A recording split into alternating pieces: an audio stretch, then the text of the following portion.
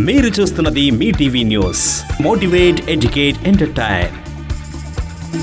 18 ward ప్రజలందరికీ నా హృదయపూర్వక నమస్కారాలు తెలియజేస్తూ, కాంగ్రెస్ పార్టీ బలపరిచిన 18 వార్డు కౌన్సిలర్ నాజియా మక్బూల్ గారికి చెయ్యి గుర్తు కోటేసి గెలిపించాలని మనవి.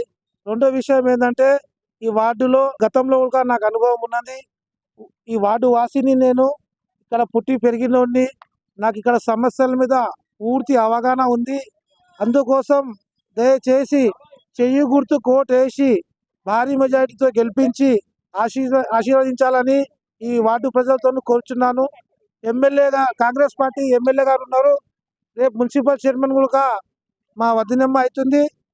అందుకోసము వార్డుని అభివృద్ధి చేయడానికి శాయశక్తులా కృషి చేస్తానని, నా వంతుగా ఎంత కష్టపడి అందరికీ సేవ చేసి పేరు నిలుపుకుంటాలని మనస్ఫూర్తిగా కోరుకుంటూ, మీరందరికీ మరొకసారి చేతులు జోడించి శిరస్సు వంచి పేరుతో నమస్కారాలు తెలియజేస్తూ, చేకూర్తు కోటేసి 18వ తారీఖున పొద్దుగాల 7 గంటల నుంచి సాయంత్రం 5 గంటల వరకు పోలింగ్ ఉంటుంది.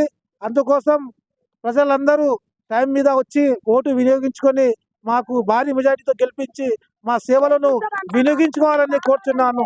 జై కాంగ్రెస్, జై రేవంత్ రెడ్డి, జై నారాయణ రెడ్డి, ఆనంద్ కుమార్ జిందాబాద్, బాలాజీ సింగ్ జిందాబాద్. నమస్తే. నమస్కారం అండి. 18th వార్డు ప్రజలందరికీ కూడా నా యొక్క హృదయపూర్వక నమస్కారాలు.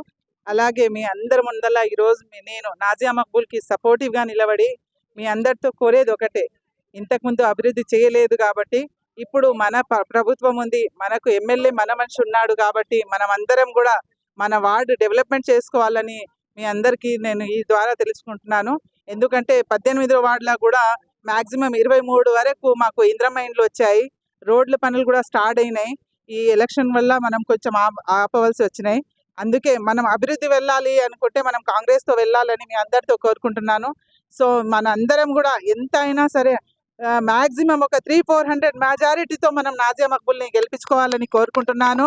ఇంకోటిది ముస్లిం మైనార్టీలతో కూడా నేను ఒకటే కోరుకుంటున్నాను మీ అందరి ద్వారా, బీఆర్ఎస్ వాళ్ళు ఎవరు వచ్చినా సరే వాళ్ళకు ఓటు అడిగే హక్కు వాళ్ళకు లేదు. ఎందుకంటే రీసెంట్గా కౌశిక్ రెడ్డి అనే బీఆర్ఎస్ ఎమ్మెల్యే ఒక స్థాయిలో ఉన్న ఒక వర్క్ రీసెంట్గా సమ్మక్క సారక్క జాతరలో ఒక వ్యక్తి తను విధులు నిర్వహించినప్పుడు ఒక ముస్లిం మైనార్టీని పట్టుకొని అతని కులంతో ద్వేషించడం ఎంతవరకు సమస్య మీకు అందరికీ తెలిసిన విషయమే.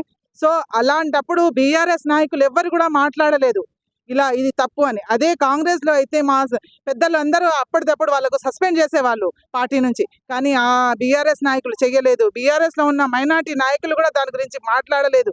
సో ఈ రోజు మీకు ఓటు అడిగే హక్కు కూడా మీరు కోల్పోయారని నేను చెప్తున్నాను ఇక్కడ నుంచి. ఇంకోటి, ఇది ఎవరైనా సరే బీఆర్ఎస్ నాయకులు వస్తే మాత్రం మైనార్టీలు అందరూ కూడా బైకాట్ చేయాలని కోరుకుంటున్నాను. Thank you.